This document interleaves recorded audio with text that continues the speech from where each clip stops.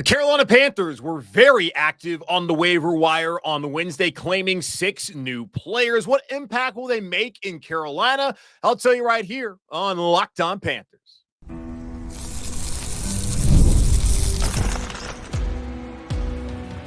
You are Locked On Panthers, your daily Carolina Panthers podcast.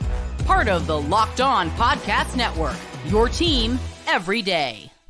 Welcome into another edition of the Locked On Panthers podcast, the part of the Locked On Podcast Network. I'm your host, as always, Julian Council, talking Carolina Panthers with you every Monday, Tuesday, Wednesday, Thursday, and Friday. Your team every day. That's our motto here on the Locked On Podcast Network. Subscribe or follow the show for free on YouTube or wherever you listen to your favorite podcast. And be sure to follow me, Julian Council, on Twitter at Julian Council, because on Wednesdays throughout the entirety of the regular season, I'm right here on the show answering your weekly Wednesday mailbag questions. All you got to do is either at me or DM me. And of course, you don't have to, but you can follow me on Twitter at Julian Council to get those questions in for next week's edition of the weekly Wednesday mailbag right here on Locked On Panthers. Today's episode of Locked On Panthers is brought to you by Game Time. Download the Game Time app, create an account, and use code LOCKEDONNFL for $20 off your first purchase. Terms apply.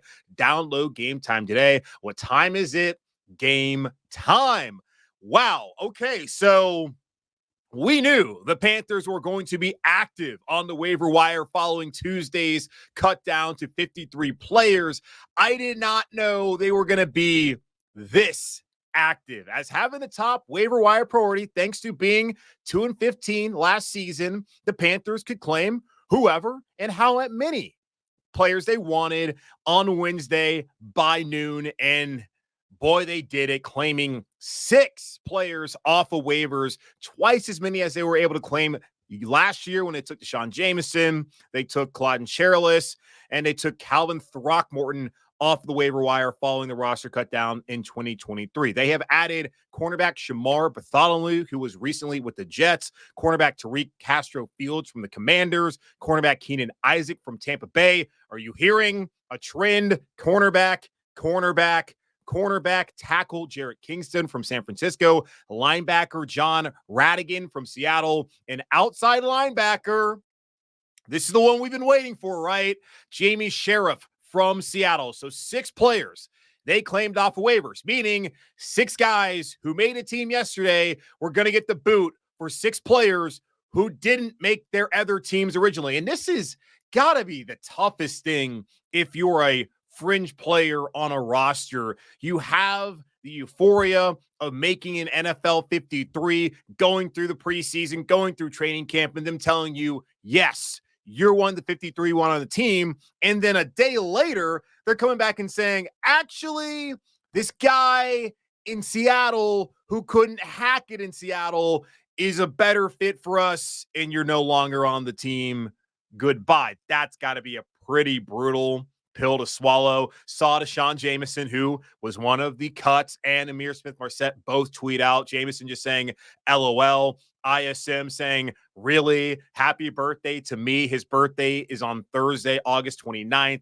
Not ideal for those guys to feel like they're going to be on the team, then find out the next day because their team was the worst team in the league last year and has top waiver wire priority, that they could take literally whoever they wanted, and they decided to take 6 guys, and that cost them their spot. So Ihmir Smith-Marsette no longer here in Carolina. Guard Cade Mays no longer here in Carolina. Cornerback D'Shawn Jamison no longer here. Defensive tackle Jayden Peevy, along with undrafted rookies Jalen Coker, who we spent a lot of time talking about, discussing whether he could make the team. The Panthers maybe not wanting to cut him because they were fearful of being able to get him if he did not clear waivers. And then Demani Richardson, the undrafted free agent safety out of Texas A&M, also was released or waived on Wednesday afternoon after the Panthers claimed 6 players off of waivers. So again, 6 waiver claims. That is double the amount they had last year. They had 3, and I expected them to be active, but damn, did not expect that they were going to get 6. I figured maybe 4, possibly 5, but 6, that's a lot of guys go out there and get a few more takeaways from what the Panthers did on Wednesday. Clearly, cornerback was an area they wanted to address after we've talked about this all off season long. J.C. Horn, we know when he's on the field, he is going to prove himself as one of the best corners in the NFL. Hasn't been able to do that because he's missed 29 out of a possible 51 games. And I would love to stop quoting that stat as soon as he's able to play a full season and prove to the rest of the league, not really prove, but show them that he is one of the top 10 corners in all of football. So they know that J.C. Horn is a good player. Just they can't bank on him being available all the time. Dane Jackson, they brought him in from Buffalo as a free agent, but still felt like they needed to add someone else. We talked a lot about Stephon Gilmore. There was Jerry Jacobs we talked about who came in for a visit early on during training camp, some other veterans that were out there, and the Panthers did not make a move for a veteran until last week when they traded Michael Barrett, the former 7th-round pick out of Michigan in this past year's draft. They sent him all the way to Seattle for Mike Jackson, who has started a couple of games the last couple of years, adds quality depth, and right now would be, I would expect, the number 2 corner and the starter opposite of JC next weekend. It's already that close away, y'all, in New Orleans against the Saints. But still looking at it, Troy Hill, good player, plays more that nickel spot. Shaw Smith-Wade is somebody who's a rookie, who's still learning to play nickel, and is more somebody they look at down the road, more so 2025, as somebody that can help them. Then D'Shawn Jamison made a team over to Caprio Boodle. I didn't necessarily believe that he had played better than Boodle. The fact that he was more of a special teams guy as far as a returner, that could make sense, but they already had Blackshear, they already had ISM, they already had David Moore. Didn't really see why he was going to be the one, but also understood the Panthers would likely be looking at corner. And I did not expect them to go out there and claim 3. And that speaks volumes to how they feel about that room. Now we'll get into the nitty-gritty of these 3 guys that have come. There's also another report about someone who's going to be signed to the practice squad who could be elevated week 1. We'll get into all that news here in just a moment as we look at a rebuilt secondary. I am just certainly caught off guard by not 1, not 2, but 3 new cornerbacks based off of getting claimed off of waivers now here in Carolina. So long, farewell to D'Shawn Jamison. We'll see if he gets signed back, but tweeting out LOL. Maybe he won't, but I don't think that's something the Panthers really should take too much to heart. Another thing, at an outside linebacker, I wondered, would they be able to truly elevate that room by claiming someone off of waivers? And it's possible that they got a diamond in the rough here in Jamie Sheriff. He's an undrafted free agent out of South Alabama, led the Seattle Seahawks during the preseason with 3 sacks and 12 total pressures, which would have also led the Panthers throughout the preseason. We saw Leota really look good that first preseason game, not do too much the next couple of games. Luigi Ballon, who was cut yesterday, he also looked pretty good, but did not get home. Cam Gill had a sack, but he was injured right after that. DJ Johnson got a sack on Saturday against the Bills, also another pressure that almost led to an interception, but he was not wreaking havoc like Jamie Sheriff was in those 3 preseason games up in Seattle, and he only had 3 sacks last year in college, by the way. So to come into the league, understanding that preseason, he's not going up against other teams' ones, he's not even with the ones, to be able to have that kind of impact, great job for the Panthers to be able to get him. And looking at the Seattle ties here, I know it's a different staff, still same front office. You have to wonder if maybe there's some conversations about, hey, who's looking good? But also part of the reason the preseason is not just about evaluating your own roster, it's about evaluating a lot of people out there on other rosters. And case in point, Shemar Bartholomew was with the Jets, was here 2 weeks ago for joint practice. Panthers got to look at him firsthand, saw him again in that preseason game, like what they saw. Now he's a Carolina Panther after being claimed off of waivers. Jamie Sheriff, he was outstanding based off of the stats I'm seeing here in the preseason. And now he's somebody they bring into this room with Jadeveon Clowney, with DJ Johnson, with Caleb on Chason, with Leota, who sticks around. I was a little bit worried. Were they going to keep Eku? I don't think it would have made a lot of sense to go from 4 to only staying at 4 corners. Let me go. Quick sip of water there. So good to see that they added, not corners, but outside linebacker. Good to see that they added another outside linebacker and Jamie Sheriff, the undrafted free agent from South Alabama. They kept 7 wide receivers on Tuesday. And Dave Canales had alluded to this on Monday when I was recording the show. I did not project 7 wide receivers. I felt like they would have 6, but Dave Canales come out and said around that same time on Monday morning that they could keep 7 or they could keep 4 and add 2 via waivers. And we've seen they could have taken whoever they wanted. And that's what they did by adding 6 players. They stuck with 7.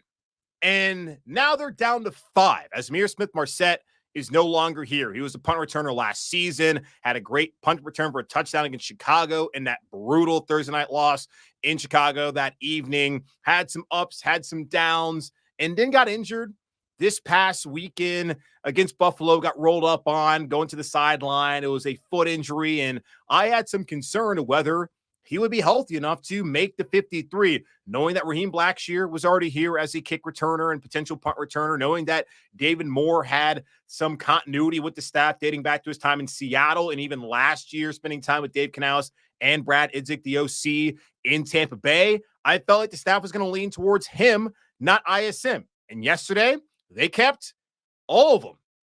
Kept Raheem, kept ISM, kept David Moore, kept D'Shawn Jamison as well. They kept 4 potential returners on the team, but they decided after today, nope, David Moore, that is our guy. And I think the previous experience, probably also being healthy, played into a factor there. And he may also be a better receiver. I don't think he's as fast as Ihmir Smith-Marsette is, but he still is on the roster than Jalen Coker, the Panthers. They did not cut him. They did not waive him yesterday. They kept him on the roster. I had concerns of whether they were going to be able to waive him, then be able to re-sign him to the practice squad. Would he clear waivers? Now we'll find out. They feel like 5, what they have right now at wide receiver, is good for the time being. They'll certainly add wide receivers to the practice squad. And we'll talk about who currently is on a practice squad as of this recording early on Wednesday afternoon. Jalen Coker did not really make much of an impact throughout training camp in the first 2 preseason games. But then on Saturday, looked good, caught a touchdown, and I decided, all right, this guy's going to make the roster, even though I had conversations with people throughout camp and just my own eyes were telling me it's not going to happen. What happened? And now it's no longer happening here in Carolina. We'll see if someone else wants to go out there and pick him up off waivers, or if the Panthers were able to sign him to the practice squad, which I do believe is what they would like to do. They just did not want to spend a roster spot on someone who, quite honestly, wasn't going to get a lot of burn at wide receiver, if any, and probably wasn't going to be the best special teams player for them.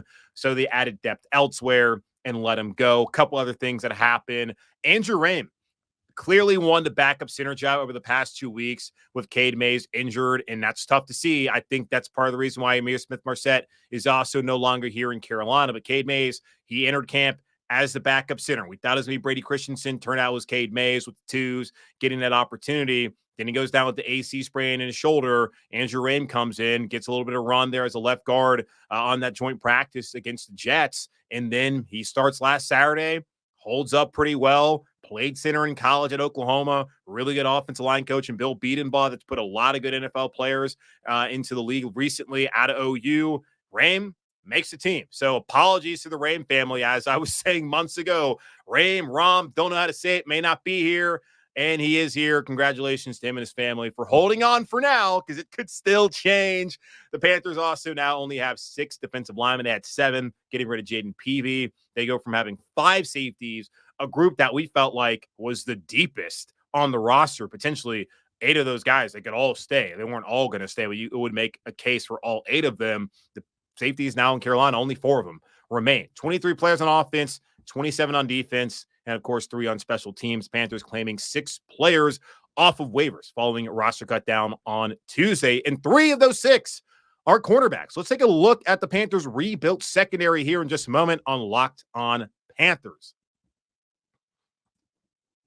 5-hour energy shots give you the feeling of alertness and energy you need to get in the zone. With 0 sugar and a convenient portable size, it's the perfect pick-me-up for getting stuff done. The 5-hour energy website has flavors galore like watermelon, tropical burst, grape, berry, and more. There is a flavor for everyone. Try them all. On the site, you even have the option to build your own 12-pack or 24-pack. You choose the flavors, and it's delivered right to your door. if you go to 5hourenergy.com, that's the number 5hourenergy.com, and get some 5-Hour Energy product today, you can use my promo code LOCKEDONFB to receive 20% off your order. This offer is only valid until September 30th on one order and cannot be used with other promotions. The code is not good on subscription orders. Go to 5hourenergy.com today.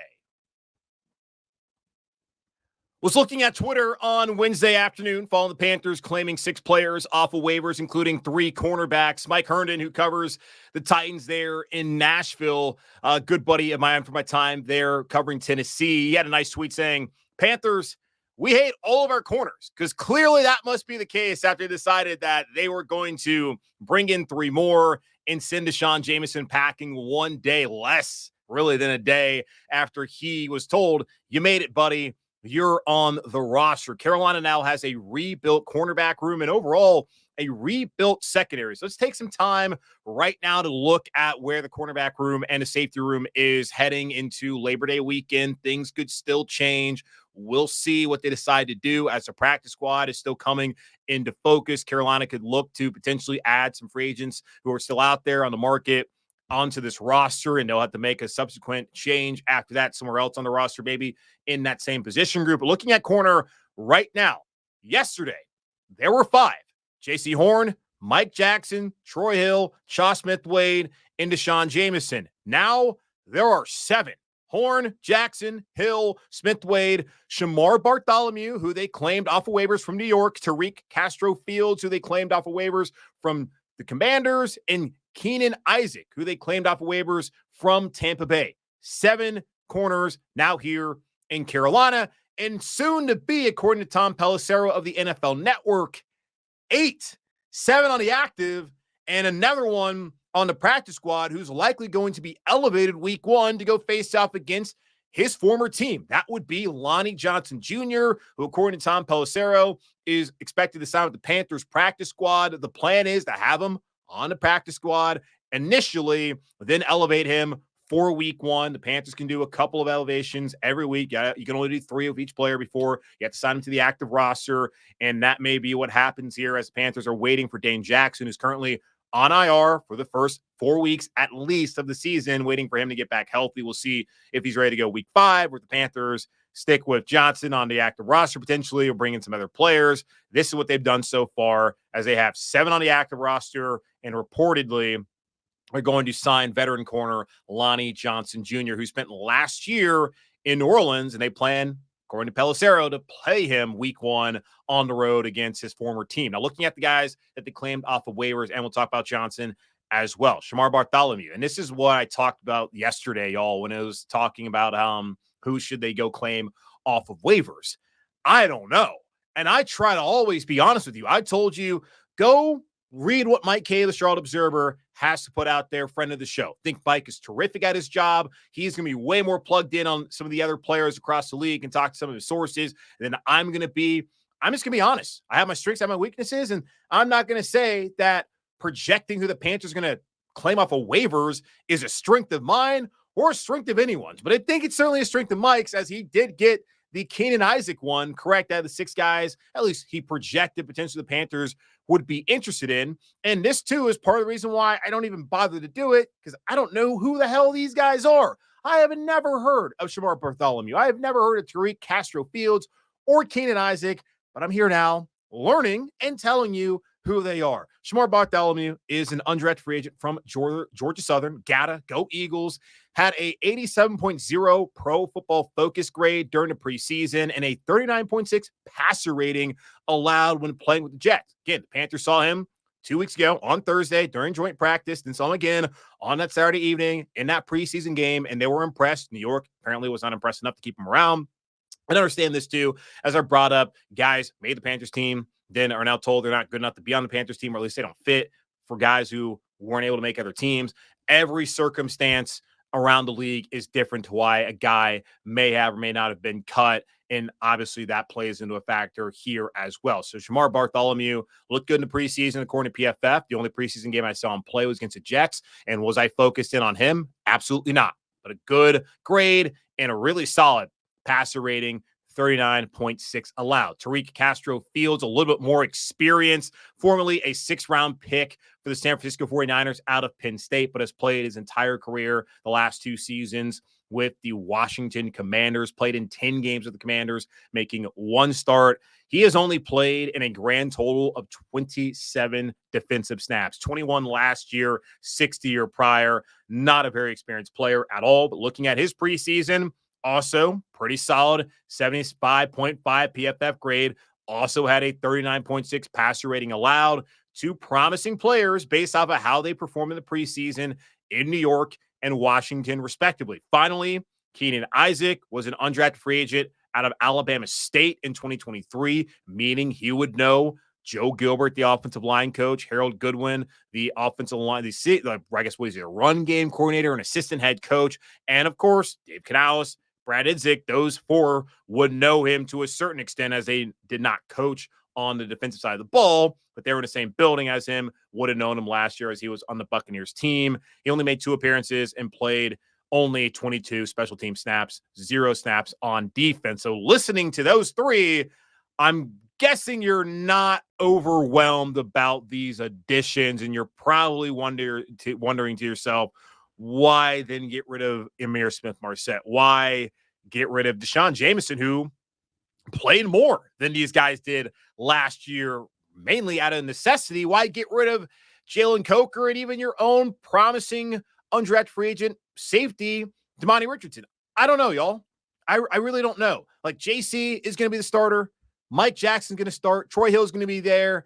And it seems like Lonnie Johnson Jr. is really coming in to actually be an impact player and help with depth for the Panthers. He was taken the 2nd round by the Texans back in 2019 out of University of Kentucky. He's played in 68 career games, making 19 starts. The last 2 seasons he spent in New Orleans and Tennessee, mainly as a backup, did not start a single game. And he's actually been solid early on in his career as a rookie in 2019. Then 2 years later in 2021, he graded out in the 30s according to PFF. He was the worst player at his position those 2 years. The Texans moving him around from safety to corner. He's mainly, it seems like from reading some reports, been more of a corner the last couple of years, even though I was reading an article about the Saints potentially wanting him back and him telling New Orleans, I don't know if it's going to happen. Love y'all, but I may not come back. And then once he reportedly is coming to Carolina, he was tweeting out, hey, I got some bad blood now with the front office. Still love you, New Orleans, but front office, maybe not so much love lost there. So Lonnie Johnson Jr., when I'm looking at these guys, and okay, so his overall grade last year, by the way, as a backup was 62.2, had about a 65 coverage grade as well. So solid for someone who you're not asking to come in and start. Maybe, possibly, that may be the case, as Panthers got to figure out what their depth looks like until Dane Jackson comes back. And you still have to question what exactly is how good of a player Dane Jackson is going to be for you this season. But with JC now, Mike Jackson, who has been more of a rotational guy, probably more of a 3rd corner, and then Lonnie Johnson Jr. has had his struggles, but been better in the backup role, and Troy Hill. You got 4 veteran players on the outside at that corner spot, and then, of course, in the nickel. Makes more sense to have those 4 than where you were at yesterday, where it was really 3, and then Shaw Smith-Wade, who's still learning nickel, and then D'Shawn Jamison, who got the experience last year, but does not necessarily maybe fit the mold of what they're looking for with some bigger corners. And all 3 of these guys, and really 4 that they're bringing in, are over 6 feet tall. And once Fitterer came in, that was kind of the adopted principle. I don't think Dan Morgan is really departing from that all that much as we're looking at how things are. And think about, too, the Seattle staff that's now here offensively. Those guys are probably going to think pretty similar to how Pete Carroll and John Schneider, the head coach and general manager, respectively, during that time in Seattle, thought throughout their evaluation process of bringing in players through the draft, free agency, and all other methods. So Jason Horn, Mike Jackson, Troy Hill, and Lonnie Johnson Jr., that's going to be the quartet of guys at corner that the Panthers are going to be leaning on, I think, for the first 4 weeks. Maybe they make some other moves. I don't think that Bartholomew, Castro-Fields, and Isaac necessarily are going to be getting the first call up. But this may be an opportunity to allow someone, I guess at least of Castro-Fields and Isaac, somebody like Shaw Smith-Wade, to just wait a little bit longer and get those guys out on the field and not really throw your rookie out into the fire if you don't have to. So 7 corners, 4 of them I think can be effective, and a couple of other ones, we'll see what the Panthers are able to get out of them here in a couple of days, really, as we get closer to week 1 against New Orleans. And then safety, Xavier Woods, Jordan Fuller, Nick Scott, Jamie Robinson. Those are the 4. Robinson, I'm just shocked that he's the one who made it. Demani Richardson was here. He's not here right now. Alex Cook, we're going to talk about him soon. He's on the practice squad, but he did not make the active roster after playing over Jamie Robinson last season. Rudy Ford, they got rid of him. I'm a little surprised. And maybe it's the whole politics of the NFL. You drafted him in the 5th round last year. Want to keep that guy around. He did look better in the preseason and in this camp. It's just hard to wash away just the fact that these guys outplayed him last year. And I think even for large swaths of the preseason and training camp, outplayed him as well. That's what the safety room looks like. So 11 defensive backs now here in Carolina, 7 corners, 4 safeties. Looking at things heading into, Friday, because things could change, at least heading into Thursday, as we're recording this on Wednesday, putting out also on YouTube on Wednesday and on your podcast feeds on Wednesday. So we'll see how life is on Thursday and on Friday, and really when we come around next week with the Panthers being back on the practice field heading into week 1. The Panthers also decided to make some moves with the practice squad, signing 9 players officially. They can have up to 16, potentially 17. We'll take a look at who those guys are here in just a moment on Locked On Panthers. Football season is here, and the best way to get to games this fall is with Game Time. Game Time has a new feature called Game Time Picks that makes getting tickets for your favorite live events even easier. Game Time Picks filters out the fluff to show you only incredible deals on great seats so you don't have to waste time searching through thousands of tickets. Game Time Picks curation and makes it easier to save more on sports, concerts, comedy, theater, etc. Get a panoramic view from your seat in the app before you buy. Take the guesswork out of buying concert tickets with Game Time. Download the Game Time app, create an account, and use code LOCKEDONNFL for $20 off your first purchase. Terms apply. Again, create an account and redeem code LOCKEDONNFL. That's LOCKEDONNFL for $20 off. Download Game Time today. What time is it? Game time. With the Panthers having cut their roster down to 53 men and putting out some of their waiver claims, claiming 6 players, including 6 defensive backs, in particular, cornerbacks, on Wednesday, they also had an opportunity to start adding to their practice squad. Important to note, too, none of the Panther players that were waived on Tuesday were claimed by a single team in the NFL. And there were plenty of teams also in the league that did not claim players at all. Not anything that's strange. It happens all the time. And the Panthers, of course, having top waiver priority, were able to claim whoever they wanted, and rightfully so, did claim players. So the Panthers are allowed up to 16 practice squad players. I was looking at USA Today when doing the show live on Tuesday and had 17. They can have 17 if they choose to add a player from the International Pathway Program. Junior Aho, you may remember him. Maybe you don't remember him. He was recently on the team as of a day ago. He was on the practice squad, technically, of the roster as he was a part of the International Pathway Program. The Panthers, unfortunately, had to injure him on Tuesday. So right now, they can only have 16 unless they get another player on the International Pathway Program who can be a practice squad player for them this season. As of this recording, it's Wednesday, August 28th, 3:51 p.m. The Panthers have 9 players on the practice squad. There's another one. We've already talked about him. Lonnie Johnson Jr.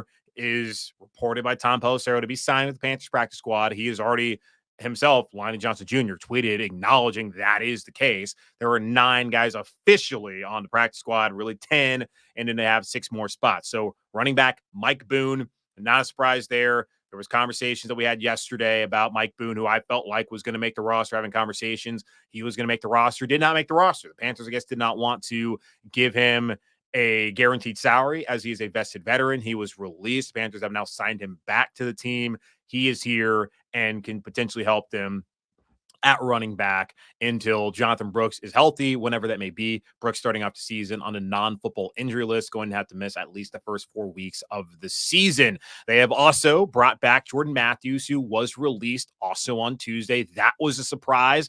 I felt like Carolina was going to keep 4, including him, with Ian Thomas. I know. People are pissed that Ian Thomas is still here. He has to offer something. If you're going to put up his stats just about his receptions, then that's not really what they're clearly looking at. They're looking at his ability to block in the run game, and that must just be it. And I guess, you know what? Let's go ahead and do this. Let's get into it for a second. Let me just go ahead and look up Ian Thomas, Pro Football Focus, and just even see what his blocking grades are, because I don't even show it. They just show his overall, his receiving. Y'all, I don't know. I don't know what to tell you other than that they must just like him when it comes to the run game. That's why he stuck around in the league so long, why he stuck around here in Carolina. It ain't about being a receiver. And if you're going to bring up his stats and how they have just fallen off a cliff, that had 5 receptions last year for, I believe, like 90 yards. If you're going to bring that up as your argument, it was 56 yards. So I even overestimated that. Overestimated a 5 reception season. Imagine that. If you're going to bring that up, you're bringing up probably the wrong thing, because that is clearly not what they're focused on when evaluating Ian Thomas. I totally get it. It was disappointing. What a tease. Looked like they had a replacement for Greg Olsen immediately when Greg went down that season, and that has not turned out to be the case. And I think there's a lot of factors of why, but overall, the biggest factor is that's just not who Ian Thomas is. They know who he is, and that's not what they're asking him to do, but I get it. You're frustrated. So Ian Thomas, he's still here, should be good to go week 1. That seems to be probably another reason why they were willing to, I don't know if they're running a risk by releasing Matthews, as he could have chosen wherever he wanted to go. And it made the most sense, as I said yesterday, just to stick with the team that you've been with all off season. Same case with Mike Boone, said the same thing yesterday. You could go look elsewhere, but this coaching staff clearly likes you. They want to run the ball. Just stay here until the other guy, Jonathan Brooks, is back at the very least. So Matthews is here, Trimble, JT Sanders, and Ian Thomas. Those are the 3 on the active rosters. Matthews, good story there. Really good quote. I think Mike K put that out there on Twitter the other day from Jordan Fuller, the Panthers starting safety, just about what Matthews brings to the locker room. And I told y'all a couple weeks ago when I was there at training camp, we were speaking to him after camp, and just, man, what a guy. And I was really rooting for him. A good dude, happy that he's able to make the team and he's able to provide for his family, which he said, that's why I still play football.